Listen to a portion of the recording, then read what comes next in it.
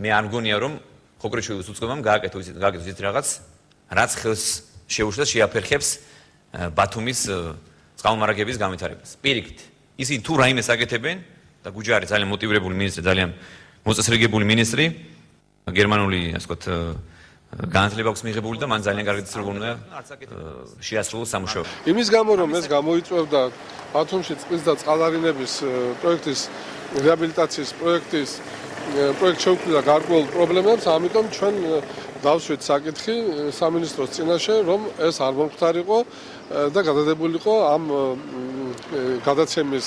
გადაცემა პროექტის დამთავრების შემდეგ მომხდარიყო. ბანკს უნდა რომ შენარჩუნდეს ის მდგომარეობა, რაც არის დღემდე. ანუ წყლის კომპანია დარჩეს როგორც იყო მუნიციპალური საწარმო და ასევე პროექტის მართვა განახორციელოს ბათუმის მერიამ, როგორც ეს აქამდე იყო.